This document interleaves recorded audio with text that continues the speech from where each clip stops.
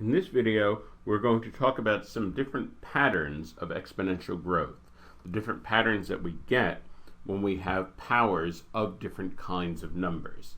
So the first thing I'll emphasize in this video is not about the exact calculations. I would say worry less about the exact values of the number. What's important to get from this video are the patterns, what's getting bigger, what's getting smaller, and when. And it's very important to be aware of these properties in a variety of questions. The test absolutely loves these patterns and asks about them in several different ways. For different bases, we will look at what happens to the powers when the exponents increase through the integers. So case 1, we're going to have a positive base greater than 1. We've already seen this in the last video. I'll use powers of 7 as an example. 7 to the 1 is 7. 7 squared is 49. I mentioned in the last video that 7 cubed is 343. That's a good number to know. And then as we get to higher powers of 7, these are not numbers that you need to know. I'm showing you these higher powers only to emphasize that exponential growth starts to get very big very quickly. So this is one good idea to keep in mind, that if you have a base greater than 1, and especially if it's greater than 5 or greater than 10, then what's going to happen as you start raising powers of it, it's going to get inconceivably big very quickly. So the big idea here is a positive base greater than 1, the powers continually get larger at a faster and faster rate. That's very important. So that's pattern number 1. That's the pattern when we have a positive base greater than 1. Suppose we have a positive base less than 1. Okay, well this is interesting. Let's say 1/2, for example. So 1/2 to the 1 is 1/2. 1/2 squared is a quarter, then an eighth, then a 16th. Notice that things are getting smaller and smaller and smaller. We get down to 1 over 128 and finally down to 1 over 256. So we've gotten very, very small at this point. So much as in the first case we got big very quickly, now we're getting small very quickly. It's possible for higher exponents to produce smaller patterns. So in other words, as we raise the exponent higher and higher, it's possible for the overall power to get smaller and smaller and smaller. And so this is an important thing to keep in mind. Numbers, when we have a base between 0 and 1, a positive base less than 1, then we're going to be following a very different pattern for exponential growth than if the base were more than 1.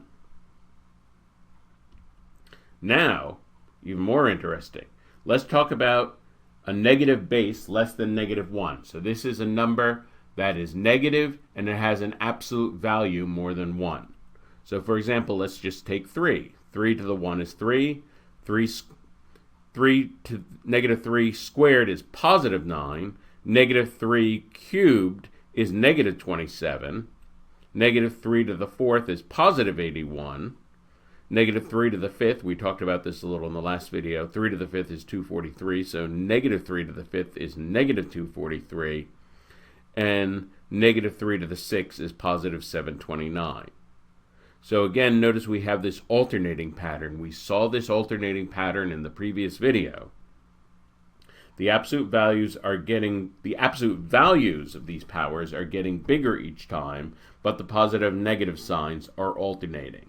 So this combines the idea of case 1 with continuously getting bigger. What's continuously getting bigger are the absolute values of the numbers, but the actual number itself is flip-flopping between positive and negative. So we get a big positive, then a bigger negative, then a bigger positive, then a bigger negative. It's going back and forth like that. So you can imagine these wild jumps on the number line from a very large positive number to a very large negative number. That's what's happening when we raise a negative base less than 1 to these powers. Finally, the last case, a negative fraction. That is to say, a negative base between 0 and -1 and 0. So this would be a number that is negative and has an absolute value less than 1. It is between -1 and 0. So let's take -1/2. -1/2 to the 1 is, of course, -1/2. Negative 1 squared is positive 1/4. Negative 1 cubed is negative 1/8. Negative 1 to the 4th is positive 16. Negative 1 half to the 5th is negative 32. Negative 1 to the 6th is positive 64. Negative 1 half to the 7th is negative 128. And then positive 1 over 256.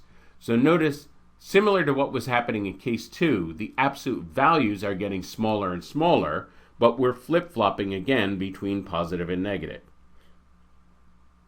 So we're getting closer to 0, but we're getting closer to 0 by jumping back and forth above 0 and below 0. We're approaching 0 by this kind of skipping pattern, going above it and below it and getting closer each time.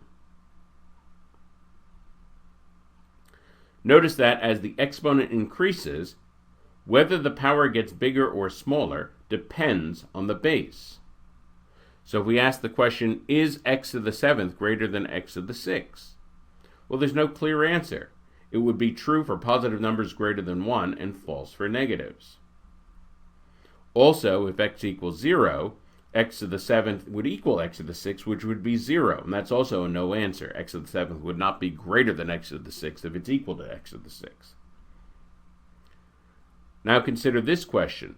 If x is less than 1 and x is unequal to 0, is x to the 7th greater than x to the 6th? Well, we have to consider what happens in different cases. First of all, it's very easy to think about what happens with the negatives. If x is negative, then x to the 7th is negative and x to the 6th is positive. And any positive is greater than any negative. So therefore, we're going to get a no answer to the question. We're going to get a clear answer of no. X to the 6th is definitely going to be bigger if x is negative. What if x is a positive number between 0 and 1? So these are the only positive numbers allowed, the positive numbers between 0 and 1. Well, if we square, say, 2/3, square that, we get 4/9. If we cube it, we get 8/27. Now notice that 4/9, 2/3 is above 1/2. 4/9 is slightly below 1/2. It's above 1/4. 8/27, well, 8/27 is definitely less than 1/3. 4/9 is greater than 1/3. 8/27 is less than 1/3. Then we get to the 16/81. That's actually less than 1/4. And what's happening is that these numbers are getting smaller and smaller. And this is what we've seen in these powers. This is our case 2 above, where we have positive numbers less than 1. As we raise higher and higher powers, we get smaller and smaller numbers. So we can definitely say that the powers are getting smaller. So if we extend this pattern, of course, x to the 6th is going to be bigger than x to the 7th. This is also going to produce a no answer. And it turns out that the answer to the question is a consistent no for every x allowed. So we can give a definitive answer of no to this question.